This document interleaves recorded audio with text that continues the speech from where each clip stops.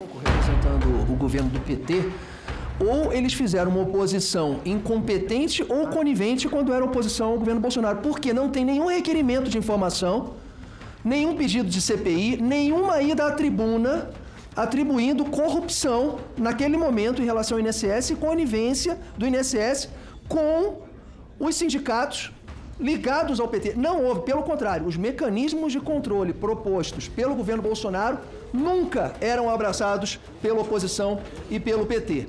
Eu começo aqui, obrigado à doutora Patrícia Betim Chaves pela presença, mas eu vou começar, doutora, todos nós sabemos que foi feito um acordo, né?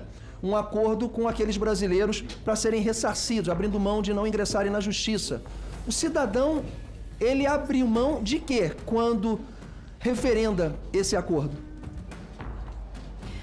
Conforme os termos do acordo, se ele aceitar o ressarcimento diretamente feito pelo INSS, ele vai receber os valores corrigidos, não em dobro, e não iria postular indenização por danos morais. Isso é uma opção do segurado. Ninguém é obrigado a aderir a esse tipo de acordo.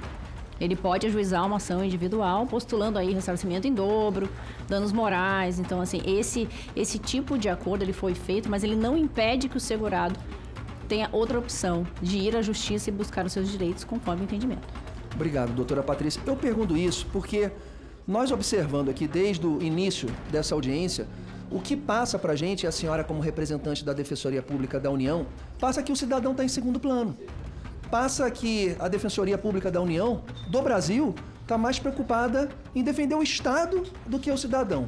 E eu gostaria de fazer uma pergunta para a senhora. Eu sou professor de Educação Física, a gente acompanha muita expressão, né? De medo, de ansiedade, de alegria, de coragem. A senhora é filiada a algum partido? Já foi filiada a algum partido? Não sou filiada a nenhum partido. Gostaria aqui de ressaltar que a Defensoria Pública da União, ela ajuiza ações contra a União, contra entidades federais. A senhora então, ela faz a defesa das pessoas necessitadas e mais vulneráveis que não têm condições de pagar um advogado. A senhora teve alguma reunião com algum superior, com algum membro de partido? Porque as respostas que a senhora está dando desde o início me passam a ser respostas muito viciadas e de proteção. A senhora foi blindada, a senhora teve um direcionamento para fazer tipos de respostas. Não sou filiada a nenhum partido. Não se encontrou com nenhum deputado federal, com nenhum senador? Nenhum deputado federal, em nenhum momento. Nenhum senador. Tá ótimo. Eu vou começar aqui as minhas perguntas. Poderia compartilhar números comparativos de volume de denúncias, exclusões de descontos e irregularidades de 2022, 23 e 24? Qual foi o salto que motivou a atuação em várias frentes? Mais uma vez eu vou repetir, Defensoria Pública da União tem um sistema muito deficitário, nosso sistema de dados é muito deficitário. Nós estamos agora migrando para um sistema que é o Sapiens, Super Sapiens, que é o mesmo sistema da AGU. Nós não temos dados estatísticos fidedignos. Nós não temos uma estrutura adequada para o nosso processamento de dados. É uma grande dificuldade da Defensoria Pública da União, é apurar estatísticas, quantos processos se tem, onde vai se atuar, quantos processos previdenciários se tem. Então, assim, essa é uma grande demanda. A estruturação da Defensoria Pública da União, ela deve ser feita. Houve pedido ao governo Lula dessa melhor estruturação por parte do seu departamento? Vi gente que os escândalos explodiram e os números aqui de sindicatos pularam, aumentando de 50 mil filiados cada um para 39 no governo Bolsonaro no ano de 19, 20, 21 e 22. Foram apenas uma instituição por ano. E no governo Lula tivemos, no ano de 23 e 24, 39 instituições cadastrando mais de 50 mil beneficiados. Não houve intenção do seu órgão em aprimorar? Um professor numa escola, ele reivindica um ar-condicionado, ele reivindica uma boa quadra de futebol.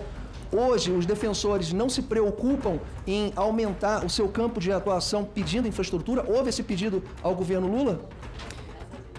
Houve, se preocupam sim em aumentar, inclusive com o processo de interiorização e cumprimento. E o governo Lula não atendeu o pedido de vocês? O governo Lula respondeu a algum pedido de melhor infraestrutura do seu departamento ou não? Não tenho conhecimento. Esses questionamentos devem ser feitos ao defensor-geral. São essas respostas que levam a crer que a senhora foi blindada. Levam a crer, eu não estou afirmando. Mas esse tipo de resposta, a senhora milita na área da Previdência há muitos anos. Desde 2011, no Rio Grande do Sul.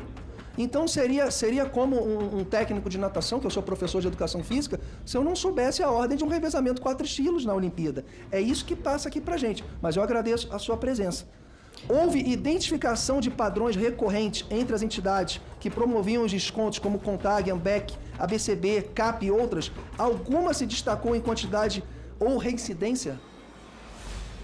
Várias entidades se destacaram, foram apurados em casos individuais. Essas entidades nós podemos fazer um relatório informando, pode ser requisitadas essas informações. Não trouxe os dados específicos por causa da dificuldade do nosso sistema. Fui convocada para comparecer a essa comissão em menos de 48 horas. Tenho prerrogativas, inclusive, de ser ouvida de acordo e de forma acordada com a autoridade. Fui convocada em menos de 48 horas durante uma reunião institucional em que estava fazendo meu trabalho aqui em Brasília. Me prontifiquei a vir aqui para os devidos esclarecimentos. Obrigado, doutora Patrícia. Terceira pergunta. Existem relatos de atuação de operadores ou facilitadores, como o senhor Antônio Carlos Camilo Antunes, conhecido como Careca do INSS, como o senhor Maurício Camezotti, que aqui na opinião de vários membros aqui da oposição parece ser um sócio oculto da AMBEC e da CEPAP, inclusive a AMBEC e CEPAP tem como escritório de advocacia o senhor Henrique Lewandowski, filho do ministro da Justiça, Ricardo Lewandowski, que defende e que foi contratado 1 mês e meio antes da operação... Como é que é o nome da operação? Essa operação recente aqui que me fugiu. Isso, essa mesmo. E também da senhora Cecília Rodrigues Mota, advogada, ex-presidente da APEM e da AAPB. Tudo isso aqui foi organizado por assessores legislativos do Partido Novo, né? Só que o que importa é as pessoas que estão aqui em volta, né? E essas pessoas que a gente tem que descobrir. Esse tipo de lobby, organização ilícita, que intensificou o esquema, na sua opinião? Eu acredito nas instituições e falo que esse escândalo, ele ultrapassa governos. Sim. E que a gente deve melhorar a política de Estado, as políticas públicas. A Defensoria Pública da União, ela representa os mais vulneráveis. A Defensoria Pública da União tomou todas as medidas que ela podia tomar, tanto de forma extrajudicial quanto de forma judicial, ajuizando diversas ações judiciais para afastar esse desconto associativo indevido ou fazendo pedido de exclusão caso a caso no sistema do INSS. Então, como se fala que a Defensoria Pública da União não tomou providências, tomamos providências, sim. Está tudo documentado. Inclusive, todas as memórias de reunião que foram realizadas no grupo de trabalho. Este grupo de trabalho interinstitucional, ele não trata apenas de descontos associativos, ele trata de questões previdenciárias e assistenciais, fila do INSS, todos os problemas que nós temos dentro da política previdenciária. Então, a temática não é somente descontos associativos. Então, o papel da Defensoria Pública da União sempre foi proteger os mais vulneráveis.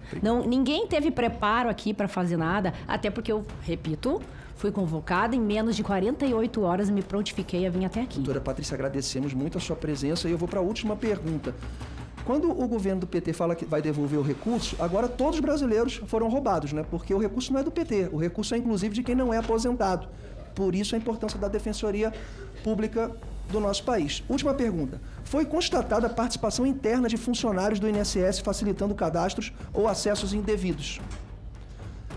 A Defensoria Pública da União identificou falhas internas que favoreceram os abusos e, se identificou, quais foram as providências que a Defensoria Pública da União teve iniciativa de fazer esse contraponto, esse absurdo todo? É a última pergunta, deputado. Todas as providências que a Defensoria Pública da União foram dentro deste grupo de trabalho institucional, por meio de ofícios ao INSS e à Diretoria de Benefícios. Esses fatos de que o sistema interno do INSS possui falhas, eles deverão e serão apurados pela Polícia Federal nesta operação e também podem ser apurados por essa comissão. Agradeço ao deputado Luiz Lima. Na sequência aqui, passo a palavra ao deputado Ricardo Maia.